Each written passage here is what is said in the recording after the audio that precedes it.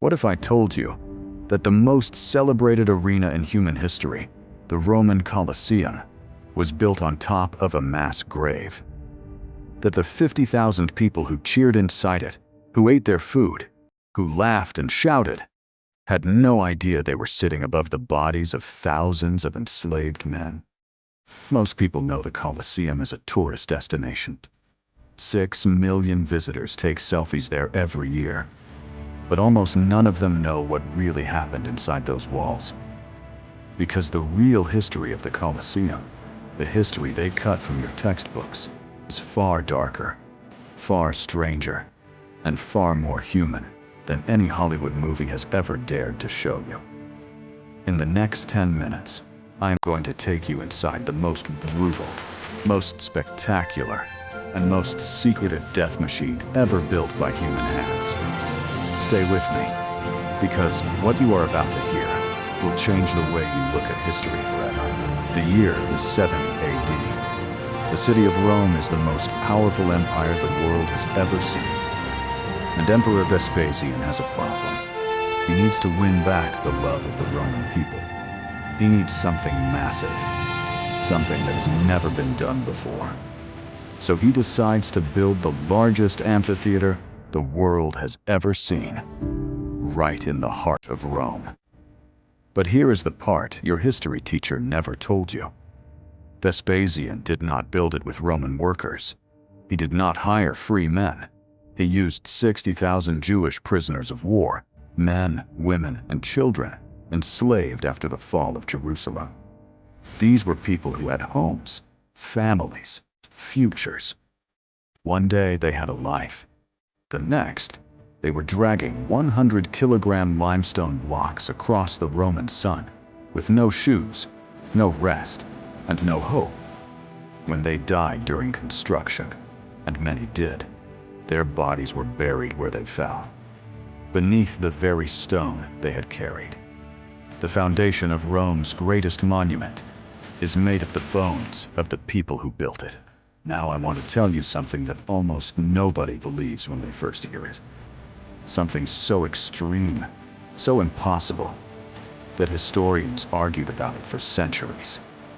In 80 AD, just 1 year after the Colosseum opened, Emperor Titus ordered the arena to be flooded, not with a little water. The entire arena floor was submerged, filled with enough water to float real warships, real military ships, carrying real soldiers, fighting a real naval battle inside a building. This was called a naumachia. It was not a show. People actually died. Historians estimate that in this single event alone, over 3,000 men lost their lives, all for the entertainment of 50,000 Romans who had eaten their lunch and come to watch. But the naval battle is not even the worst part. Let me tell you about the animals.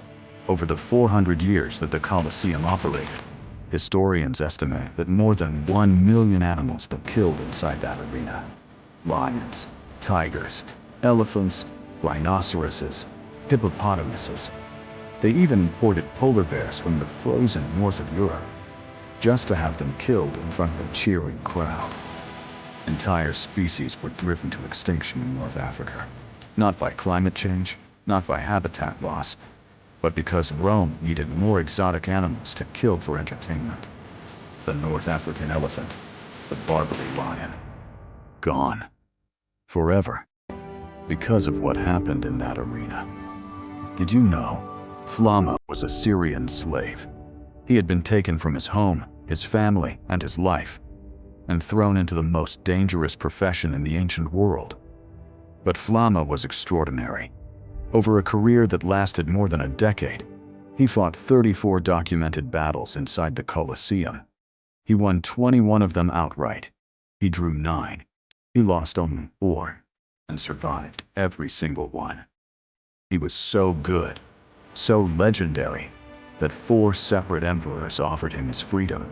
In Rome, a gladiator could be given a wooden sword, called a rudis, as a symbol that his fighting days were over.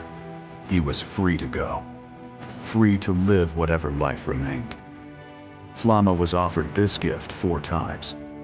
4 times he said no. He chose to go back every single time. Historians have spent centuries debating why.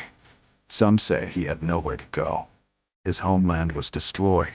His family was gone. Some say he had grown addicted to the crowd, to the feeling of 50,000 people screaming his name. But I think the answer is simpler and sadder. Slavery had taken everything from Flama. His home, his family, his identity. But inside that arena, inside that place of blood and sand, he had found something that no emperor could give him, and no chains could take away. He had found himself, and he was never going to give that up. Do you know the Colosseum stood for over 400 years? Inside it, historians estimate that more than 400,000 human beings lost their lives. 1 million animals were slaughtered, and countless stories, like Flama's, were swallowed by time. Today, 6 million tourists visit the Colosseum every year. They take photographs, they buy souvenirs, they stand in the same spot where men fought and died, and they smile to the camera. History is never what they teach you in school. The real history, the human history, is buried underneath the version they want you to know. If you want the real stories, subscribe.